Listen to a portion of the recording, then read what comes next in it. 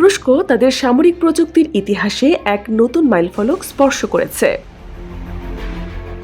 IDEF 2025 আন্তর্জাতিক প্রতিরক্ষা মেলায় দেশটি তাদের প্রথম হাইপারসোনিক ব্যালিস্টিক ক্ষেপণাস্ত্র টাইফুন ব্লক 4 উন্মোচন করেছে।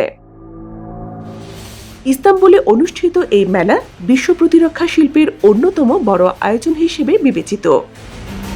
তুরস্কের শীর্ষ প্রতিরক্ষা প্রযুক্তি প্রতিষ্ঠান রকেটসান কর্তৃক তৈরি এই ক্ষেপণাস্ত্রটি টাইফুন ব্যালিস্টিক ক্ষেপণাস্ত্রের হাইপারসনিক সংস্করণ।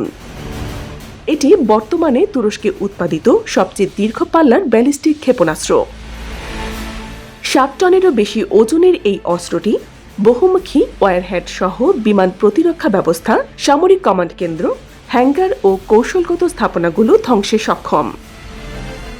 রকেটসানের দেওয়া তথ্য অনুযায়ী টাইফুন ব্লক 4 হাইপারসনিক গতির মাধ্যমে লক্ষ্যবস্তুতে দ্রুত ও নিখুঁতভাবে আঘাত হানতে সক্ষম, যা তুরস্কের প্রতিরক্ষা সক্ষমতায় এক বিশাল অগ্রগতি।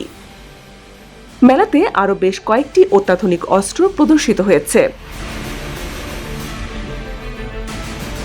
যার মধ্যে রয়েছে আকাতা, সাবমেরিন থেকে উৎক্ষেপণযোগ্য আটমাকা ক্ষেপণাস্ত্রের একটি সংস্করণ। এর পাল্লা প্রায় 250 কিলোমিটার এবং এটি উচ্চ বিস্ফোরক ফ্র্যাগমেন্টেশন ওয়ারহেড দিয়ে সজ্জিত। গোকবোরা ভিজুয়াল রেঞ্জের বাইরে এয়ার টু এয়ার মিসাইল, যার পাল্লা 100 নটিক্যাল মাইলের বেশি। এটি মানব ও মনুষ্যহীন যুদ্ধ বিমান থেকে উৎক্ষেপণযোগ্য। অ্যারেন এটি উচ্চ গতির লোটারিং যুদ্ধাস্ত্র, যা ইউএভি হেলিকপ্টার, স্থল ও নৌযান থেকে উৎক্ষেপণ করা যায়। এটি সাজোয়াযান ও স্থলভিত্তিক লক্ষ্যবস্তুর বিরুদ্ধে ব্যবহারের জন্য উপযুক্ত। রকেটসান জানিয়েছে এই অস্ত্রগুলো তুরস্কের প্রতিরক্ষা শক্তি বাড়ানোর পাশাপাশি রপ্তানির ক্ষেত্রেও নতুন সম্ভাবনা তৈরি করবে। প্রসঙ্গত 22 জুলাই থেকে শুরু হওয়া 6 দিনব্যাপী IDEF 2025 মেলায় বিশ্বের 103টি দেশের সামরিক প্রতিনিধি ও কর্মকর্তারা অংশ নিয়েছেন।